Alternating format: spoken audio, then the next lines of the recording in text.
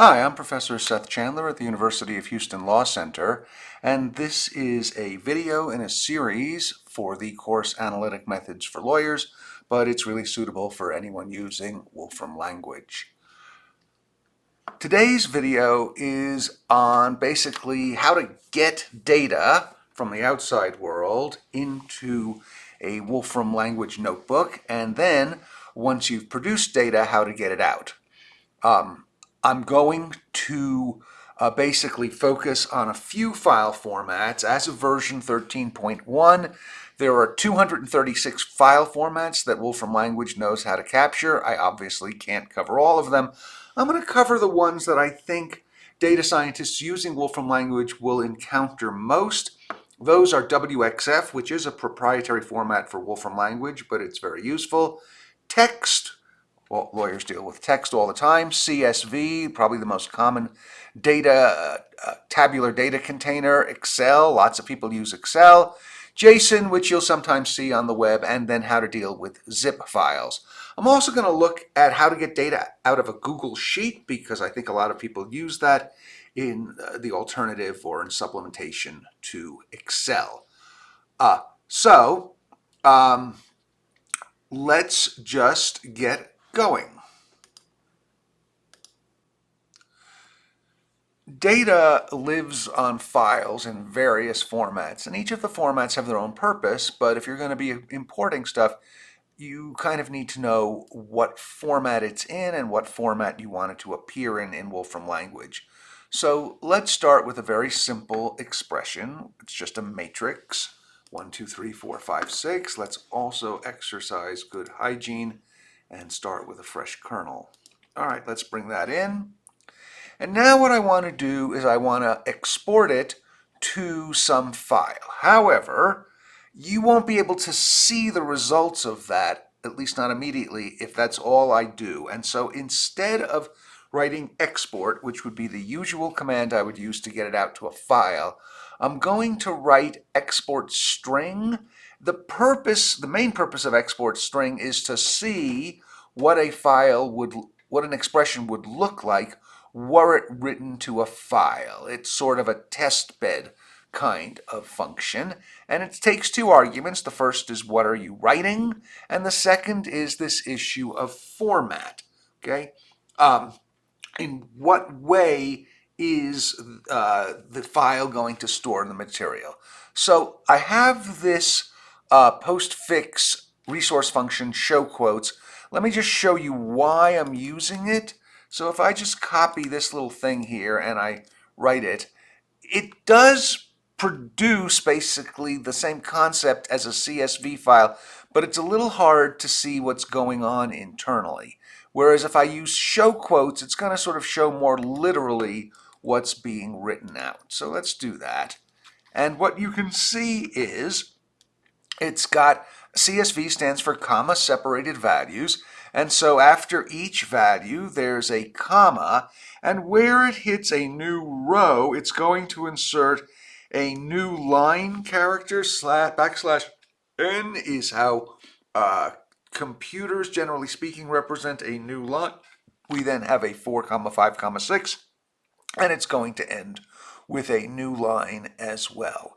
So that's what it would look like if I exported it as CSV. But we can export the data in other ways, and I'm now going to show you what would happen if I exported it to a file, although again we're going to kind of fake it by using export string in a format known as JSON, which I believe stands for JavaScript Object Notation. In any event, it's a very popular web format. So let's just execute it. And you can see one disadvantage of this is that, at least in my humble opinion, this is very hard to read, but that's what it's going to look like in the file. And so the main point is that the same expression in the Wolfram kernel is going to be represented differently depending on the export format. So I will now do an actual export. We're going to create a temporary file. So we have 3 arguments here. What's the file name that you're going to use? If I really wanted to export this to some file on my system, I could do this. I could say export and then go up to the file menu, hit insert file path, and perhaps come up with some file path using the usual Mac chooser, but I'm not going to do that right now. Instead, I'll just have a fake file or a temporary file. The second argument is what I want to export, and the third argument is the format. So there we go. I've created a file, and now let me bring it back, and I want to bring it back in two different ways. The first way I want to bring it back is as text, and the second way I want to bring it back is, I shouldn't say as text, I want to bring it back with the importer assuming that the format is text. The second time I want to bring it back with the computer assuming that the format is CSV. And so what you'll see is how it is retrieved depends again on the import format. It's the same file, but what it looks like inside the kernel differs depending on how I told Wolfram Language to treat the materials. What else is useful to know? Well, supposing you don't really know what's in a file, what can you find out about a file? And so one way to do that is to say, if I were to import this file as a CSV file, this is the same file I just built up there, this very simple file. If I were to import it as a CSV file, what could I find out about it? And to do that, I'm going to make a list. The first argument is the format, and the second argument is elements. It's to get information on what's available. And so if I do that, and again, let me at least have some semblance of surprise here by getting rid of all of the outputs. Oh, that took it right down to the end, didn't it? All right, here we go. So here are all the elements. And so one of the elements is row count. So supposing I wanted to know how many rows do you think are in this CSV file, and it's going to say 2, which is correct. So here are other things I could do. Supposing, in fact, let's preface this by saying import test CSV file. What if I import it as a text? Now what elements are available?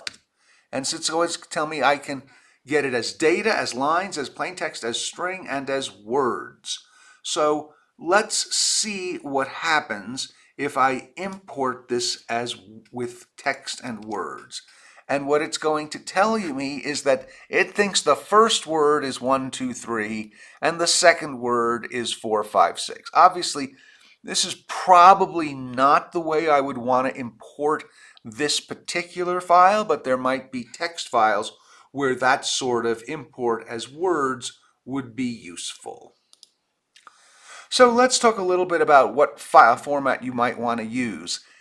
If you know that the people using your data are going to be using Wolfram Language, then really the most straightforward and best export format is WXF, Wolfram Exchange format, and it's really optimized for Wolfram Language. Let me show you how to do that. The first thing I'm going to do is to get some data out of a data repository that I've created.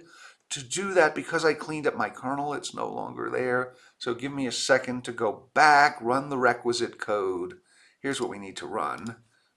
This will bring in a resource object that has all sorts of goodies in it. And now let's go back down to where I was, right here. All right, so let's get the dingy stuff. There we go. And so here's a mathematical expression. It's a list of associations. What if I want to export that as a WXF file that someone else can use? Here's what it will look like. This is not human readable particularly, but it is optimized for file size and the like. If I do want to make an effort to shrink the file size, you can add an option performance goal goes to size. Here what I'm going to do is I'm going to create two temporary files of the dinghy material, exporting it in WXF format. The first time I'm not going to try and compress. The second time I am going to try to compress. So let's do that. All right. And then let's map the file size command over these two files that I've created. And you can see that they're both small files. There's not much to this file. But it only took up 290, it took up 290 bytes when I exported it without compression, and 118 bytes when I exported it with compression. Obviously, for something this small, you don't care about compression, but if you're talking about a gigabyte size file, then compression might be particularly important. Let's also make sure that this works. So what we're going to do is I'm going to import the first file that I created without compression, telling Wolfram it's a WXF file. I'll import that second file that I created with compression, and we're going to make sure that they're the same. And lo and behold, they are. And just so you know what this looks like, if I do one of these imports, I get my association right back. So WXF is a particularly useful form for sharing information within Wolfram Language. But a lot of the time, you're sharing information with people who don't use Wolfram Language. They use Python or Java or Julia or R or something. So you want to get it into a form that's more friendly for those other users. So oftentimes, if you have textual material, the best format to use is text. So let's see what we have here. We're going to export to be or not to be as text. And again, I'm going to use the show quotes thing. All right, not very interesting. I can import it right back. Now, I can also tell Wolfram Language to export things that aren't quotes as text. And you can see what that looks like here. It just looks like the full form, and let's do the show quotes so you can see what's sort of actually going on. Right, so it just puts it in quotes. Supposing you want to do web scraping. You've got material on the web. It sort of wasn't intended, perhaps, for you to fiddle with it, but it's not copyright protected or otherwise protected, and you kind of want to see what's going on inside. So this is where importing stuff as text can often be particularly useful, or exporting stuff as text can be useful. Here's a string, okay? And if you know HTML, you'll recognize this as very trivial HTML code, but I've written it out as the actual internal HTML representation. So let's call that HTML string, and I could export this as text. So what it will do then is it's going to literally export what I've written here. It's not going to try and fiddle with it or itself turn it into HTML. It's just going to basically export it as is. And now what I can do is I can import that same file back. Now, I could import it back as text, in which case I will get, I believe, exactly what I stuck in. Good, that's true. But if I import it as HTML, it's going to try and interpret what I wrote as HTML and present it to you in a friendlier way, in which all that internal HTML glop is hidden. So there it is. It's just giving you the heading and the paragraph. Okay, and it's not trying to emulate a web browser or anything, so we don't see different fonts and the like. And as I showed you before, if you imported a text, you get basically exactly what you exported out. So let's do an import as text. So I'm going to create something that looks like CSV stuff, and I'm going to assign that to the variable CSV text string, And now I'm going to import that string as text. And what you can see is this doesn't really look like a Wolfram language expression. It doesn't have curly braces to represent lists. It's probably not the best format for using in Wolfram language. But what if I instead, well, I could import it as CSV. Let's just do that. And I think we're going to see, yeah, now it's a much more Wolfram language friendly format. Okay, let's move to how to export information as a CSV file. So first, let's get the information in sort of the right form for CSV export. And usually what you want is you want things that are sort of a certain number of rows and a certain number of columns that doesn't change from row to row. You want a regular table structure. So let's get that. And first of all, let's just remember what's inside Dingy. Dingy is an association. CSV doesn't know from associations. And so what we want usually is the first line to be a header that contains the column names of class, age, sex, and survived, and then the remaining lines to be the data. So let's see how we could do this. First, let's run a query on Dingy in which we get the values for each line. So now we've gotten rid of the keys, but we do want our first line to contain the keys. And so one thing we could do to get the keys is to say, take the first line of the input, just a representative line, get the keys. Sometimes we might want to make that in normal form. Here I'm not sure that it's necessary, but it doesn't hurt. And then what I want to do is to take my data and prepend to that the keys. And all that prepend does, if I say prepend 258 with 3, then it just sticks the 3 at the beginning. So I now put all of that together, and I now have what the something that looks like it's sort of ready for CSV export. It's a regular. It has what is it? 1, 2, 3, 4, 5, 6 rows, each of which have 4 columns. I can verify that.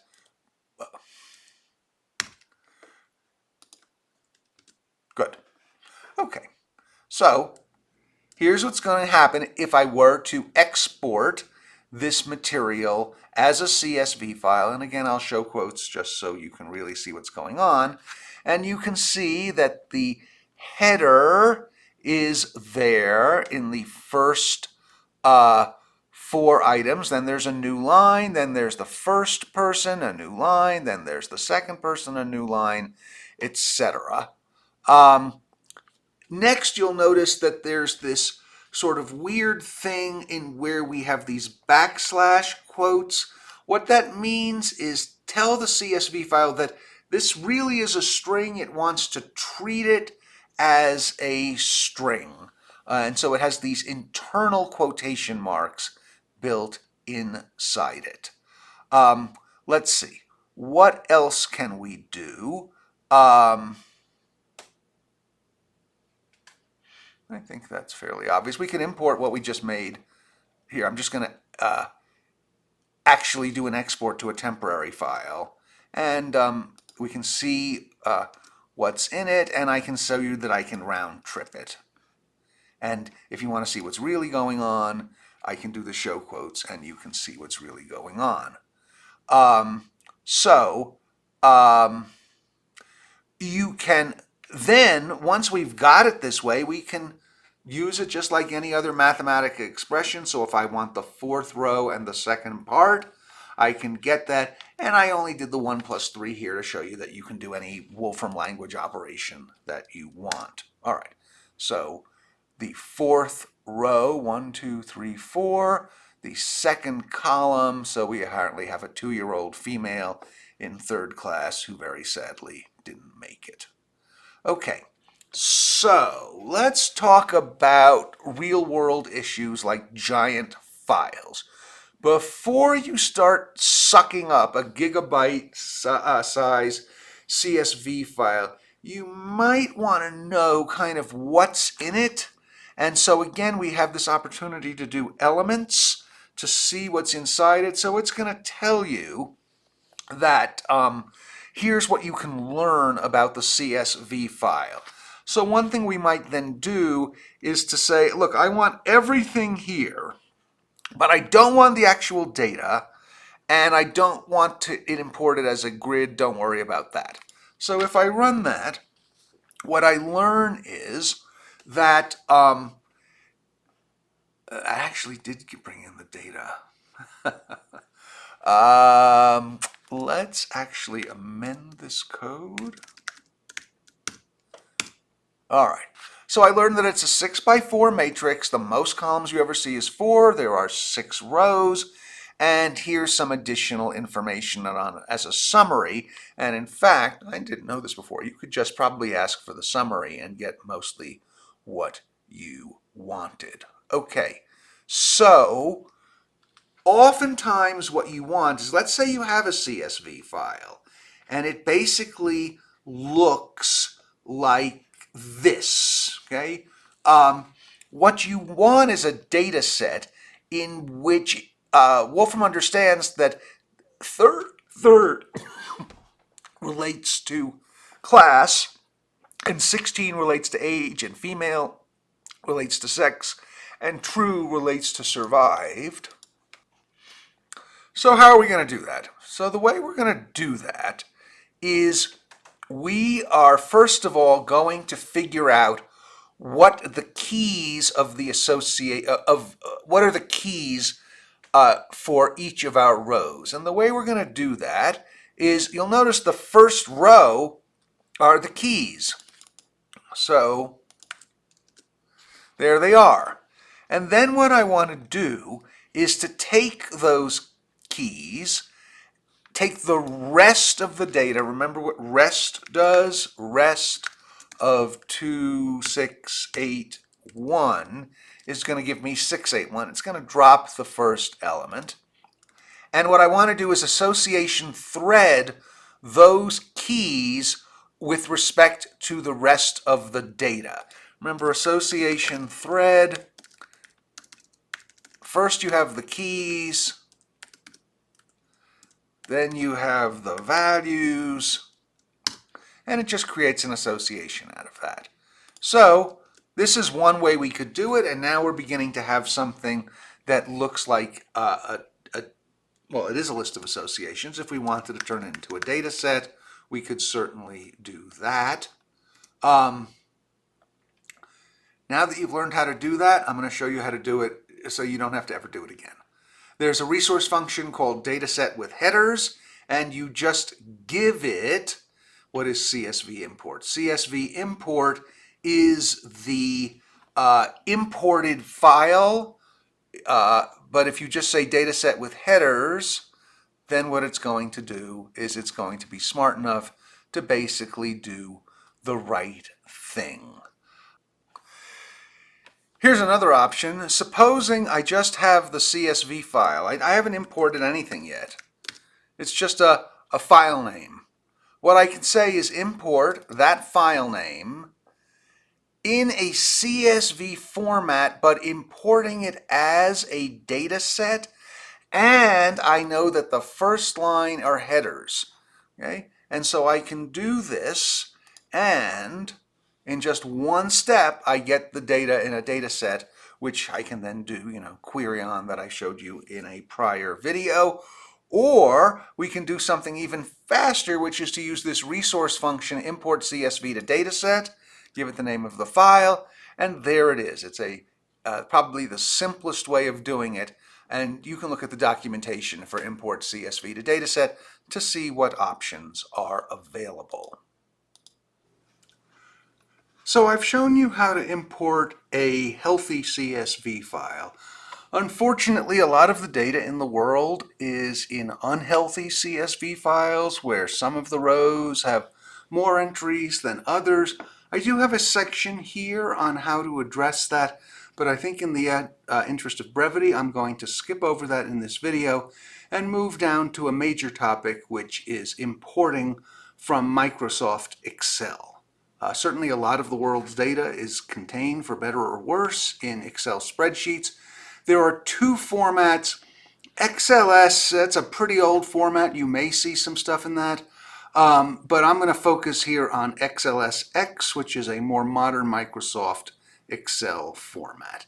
And so one thing I can show you is simply how to export data as an Excel file. So here I'm going to take that dingy values with header, and let's just see what's in there. Okay, so that's what it contains. It's just a matrix or a list of lists, and let's export that as an XLSX file. All right, and there it is.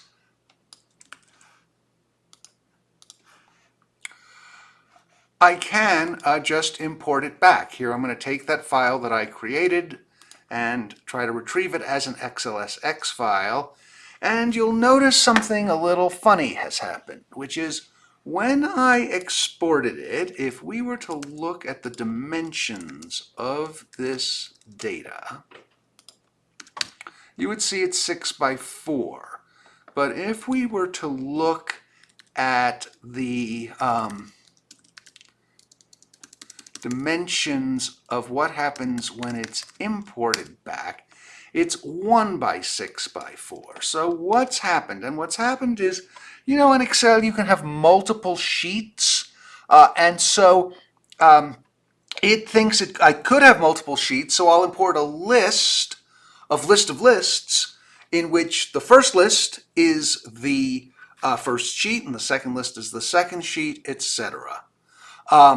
So what else could I do? I can say, look, let's create a list of lists, and then let's export it.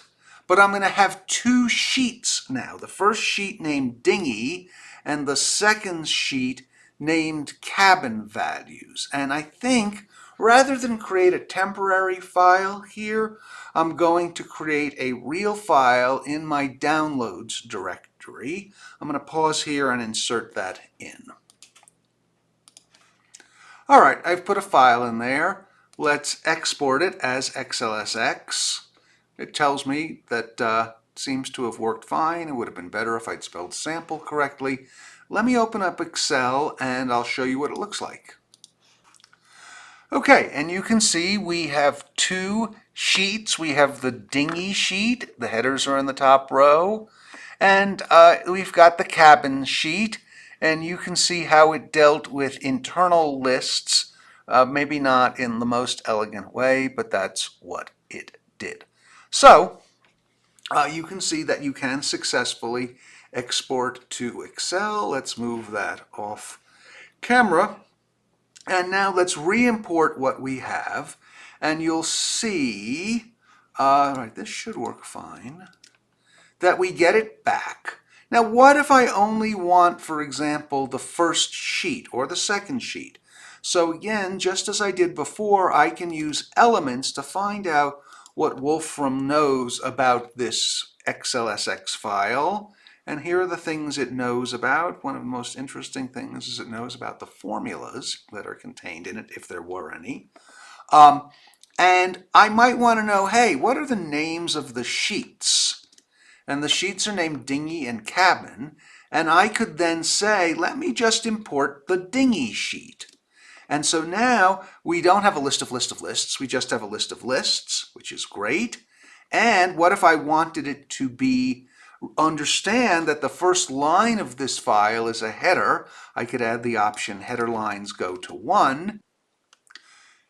Here's an alternative, by the way. We could take this, leave out the header line so that the header lines actually get imported, and then use that that resource function we saw earlier, dataset with headers.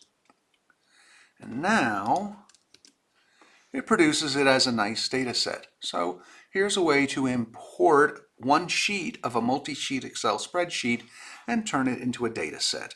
An alternative, by the way, would be to take the first sheet and make it the value of a key with dinghy, and take the second sheet and make it the value of a key with cabin. And there you go. You get two Excel sheets, both of which are imported as data sets. All right, that's Excel. Let's talk about JSON. And let's take the dinghy, and JSON does not like missings. And so what we're going to do is we're going to say every time you see it missing, turn it into an empty string. We'll call that dinghy2. We'll then see what happens if I export dinghy2 in JSON format. And I've just put a little framed as a postfix so it's easier to visualize. And here's what it looks like, and you can see, although the precise syntax is different, it's very similar in its, approach to Wolfram association. Here's the key, here's the value, here's the key, here's the value. And instead of having little arrows, it has a colon. And it wraps this up in a row, and it distinguishes these rows from the whole thing, where it uses little curly braces for the rows and square brackets for the entire thingy.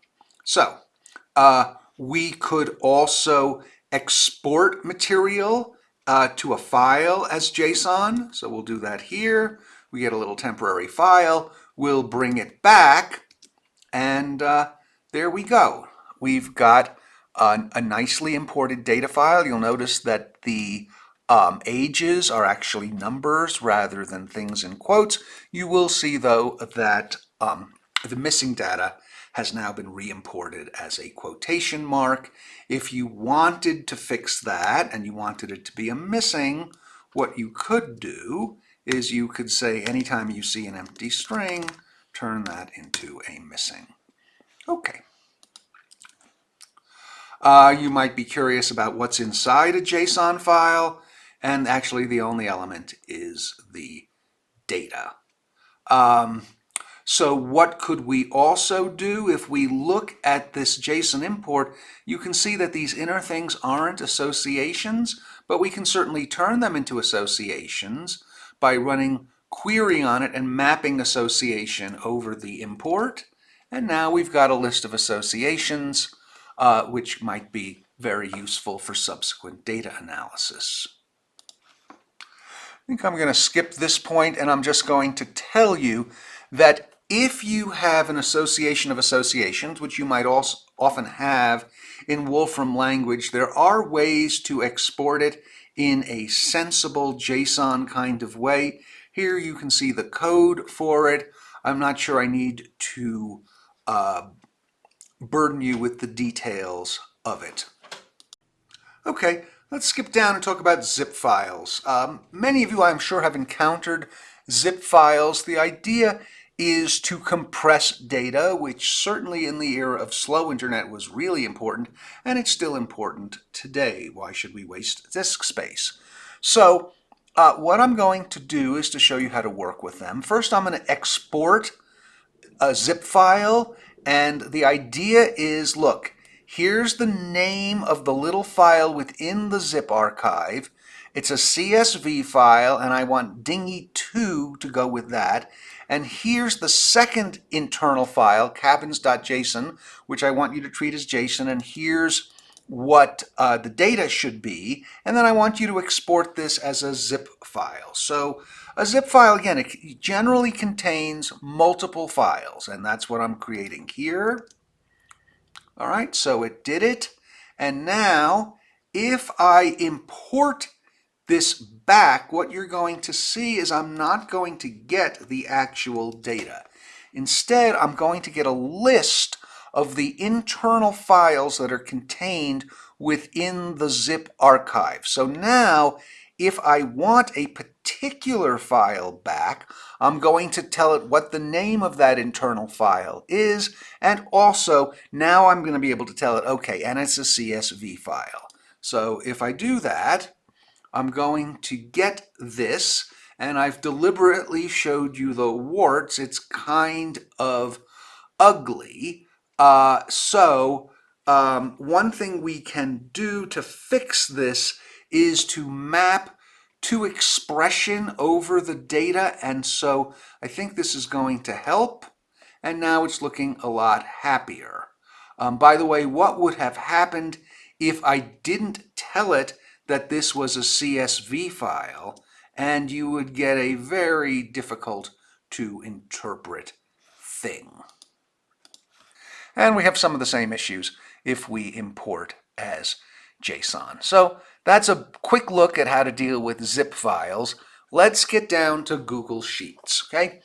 Wolfram Language does not have, at this time, an importer for Google Sheets, which are spreadsheets that are located on Google Drive. Nonetheless, it's actually pretty easy to retrieve them. Here's a screenshot of a chronology of Marbury versus Madison, and this Google Sheet has two internal sheets. It's got one entitled Chronology and one entitled People.